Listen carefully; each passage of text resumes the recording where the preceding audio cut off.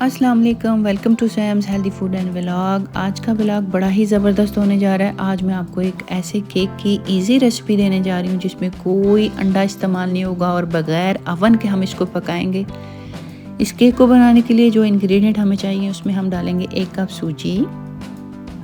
اس کے ساتھ ہی ہم اس میں ½ کپ ہم ڈالیں گے اس میں شوگر کا، اور ½ کپ ہی ہم اس میں نیم گرم دودھ ڈالیں گے۔ دودھ کو بہت زیادہ گرم نہیں کرنا، ہلکا سا کوسا جس کو بولتے ہیں وہ ہم نے اس میں دودھ ڈالنا ہے۔ دودھ ڈالنے کے بعد ہم اس کو مکس کریں گے اچھی طرح تاکہ اس میں جو شوگر ہے وہ میلٹ ہو جائے، اور جو سوجی اس میں ہم ڈال رہے ہیں وہ تھوڑی سی نرم ہو جائے۔ یہ پراپر اس کو مکس کرنے کے بعد ہم اس کو تقریباً 10 منٹ کے لیے چھوڑ دیں گے تاکہ یہ تھوڑا سا نرم ہو جائے۔ 10 منٹ ریسٹ دینے کے بعد ہم دوبارہ سے اس کو لیں گے اور اس کو تھوڑا اگین ہم اس کو مکس کریں گے۔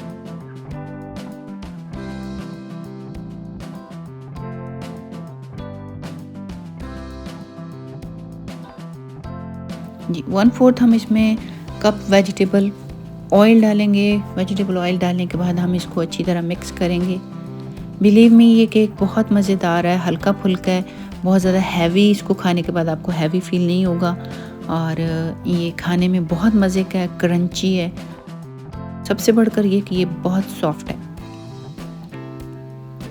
اس کے ساتھ ہی ہم اس میں ڈالیں گے ½ کپ ملک پاؤڈر۔ ویسے تو اس میں کنڈینس ملک یوز کرتے ہیں، لیکن ہمارے دور دراز ایریاز میں کہاں کنڈینس ملک ملتا ہے، تو بہتر ہے کسی بھی ریسیپی کو آسان سے آسان بنایا جائے تاکہ سبھی لوگ اس کو انجوائے کر سکیں۔ تو خشک دودھ تو ہر جگہ سے مل جاتا ہے۔ ½ کپ ہم نے اس میں خشک دودھ ڈالا ہے۔ بیکنگ سوڈا ہم اس میں یاد رکھنا، آپ نے بیکنگ سوڈا جو ہے وہ ہم نے ½ چائے کا چمچ، اور بیکنگ پاؤڈر ہم نے اس میں 1 چمچ چائے کا بھر کے ڈالنا ہے۔ اس چیز کو آپ نے بہت اچھے طریقے سے غور سے ڈالنا ہے کہ سوڈا، میٹھا سوڈا ہم نے ½ چمچ اور بیکنگ سوڈا ہم نے فل 1 چائے کا چمچ بھر کے ڈالنا ہے۔ اس کے ساتھ ہی ہم نے اس میں ½ کپ ڈال دینا جی میدا۔ میدا ڈالنے کے بعد ہم اس کو بہت اچھی طرح سے ہلکے ہاتھ کے ساتھ اس کو مکس کریں گے۔ اتنا مکس کریں گے کہ اس میں کوئی لمس، کوئی گٹلی وغیرہ باقی نہ رہ جائے، اور یہ بالکل سموتھ ٹیکسچر کا ایک مٹیریل بن جائے۔ ساتھ ہی ہم اس میں 1 چائے کا چمچ بھر کے ہم اس میں وینیلا ایسنس کا ڈال دیں گے خوشبو کے لیے۔ یہ اس کے ٹیسٹ کو بہت زیادہ انہانس کرتا ہے، کیک کے ٹیسٹ کو۔ اگر آپ کے پاس نہیں ہے تو آپ اس کو سکپ بھی کر سکتے ہیں۔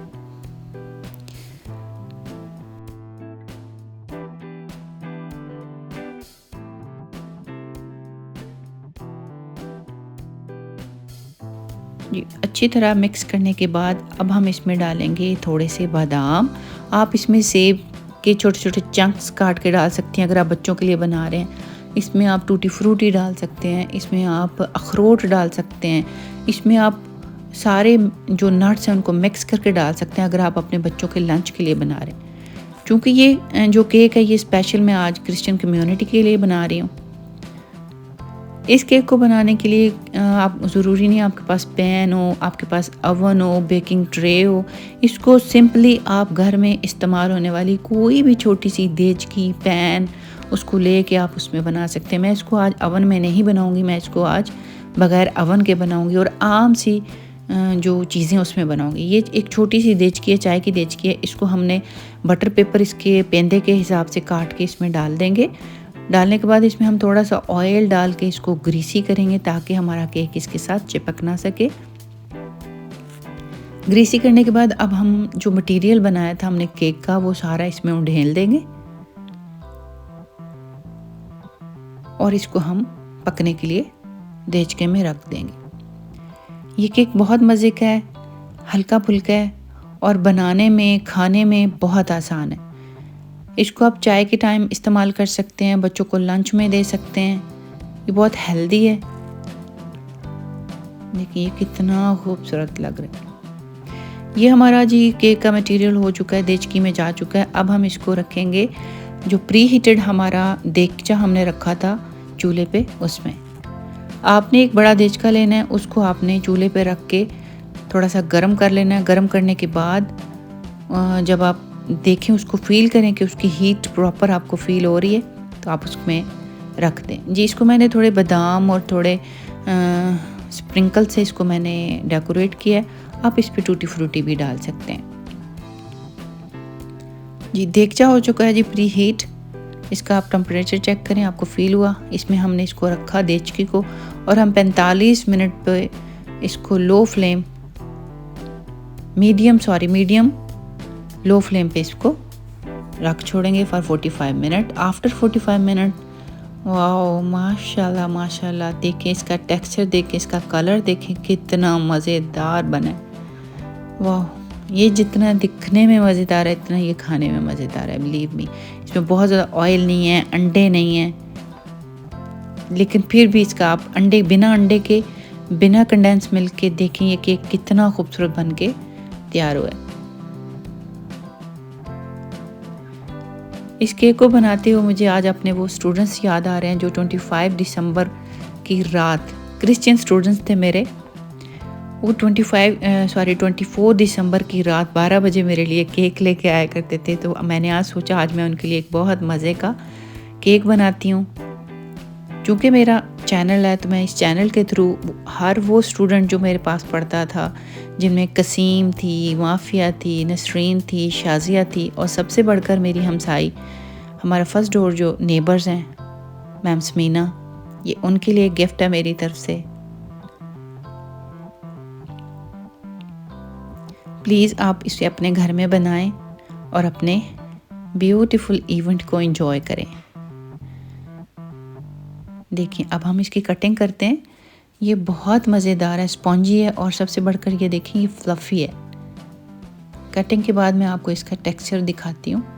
یہ ابھی بہت گرم تھا اور گرم میں اس کو کاٹ رہی ہوں. جبکہ کیک گرم ہو وہ کٹتا نہیں ہے, ٹوٹ جاتا ہے. اور یہ اسپیشل گفٹ ہے میری کرسچین کمیونٹی کے لیے جو کہ ہمارے کنٹری میں رہتے ہیں. آپ پلیز اس کیک کو بنائیں اور اپنے کرسمس کو میموریبل بنائیں.